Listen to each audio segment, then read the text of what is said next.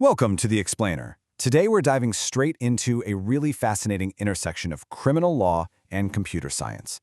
We're looking at a case that highlights a massive, honestly kind of terrifying gap between how our legal systems view the world and how our digital networks actually operate.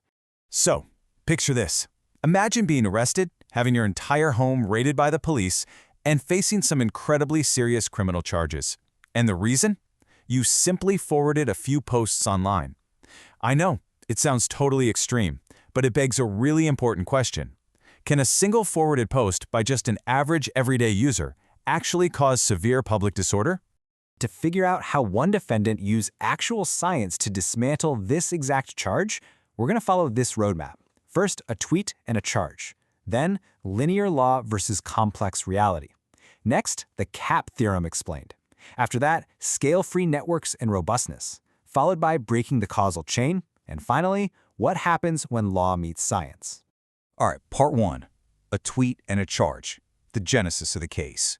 So we start with Dr. Chen Jingyan. He's a complex systems scholar whose home was abruptly raided by police. And his alleged crime? Literally just forwarding a few social media posts, some of which, by the way, were actually originally published by official verified accounts. The prosecution came in with a very straightforward, completely linear argument. It's like they were looking at it like knocking over a single domino.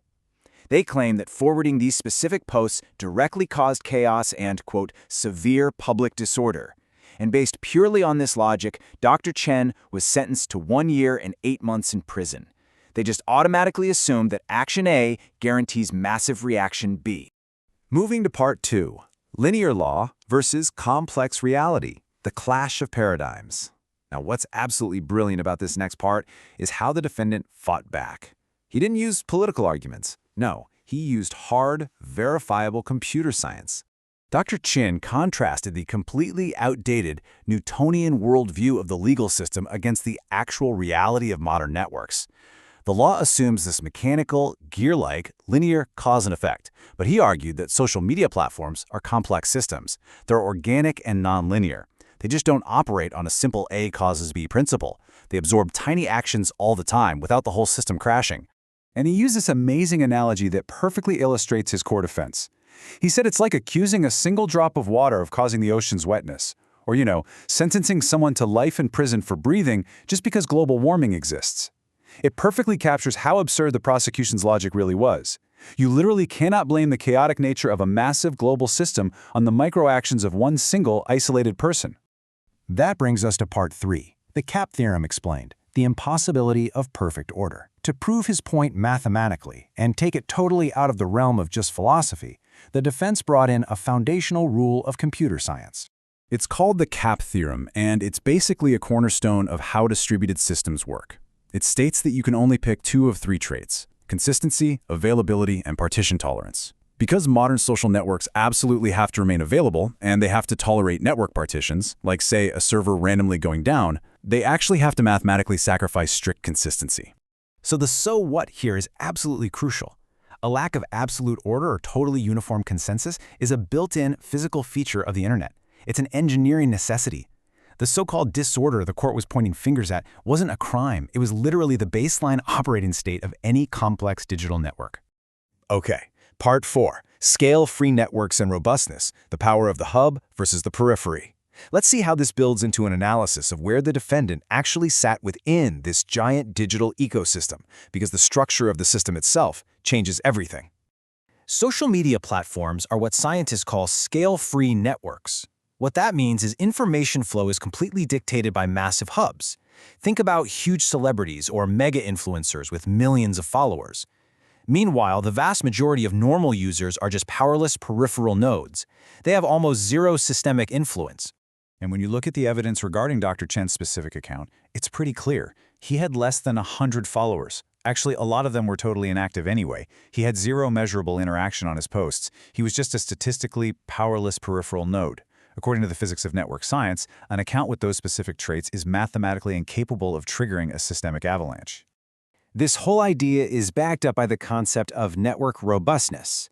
Based on established formulas, a peripheral node's activity decays exponentially. Even if you randomly deleted almost all the peripheral nodes, the core structure of the network would survive just fine.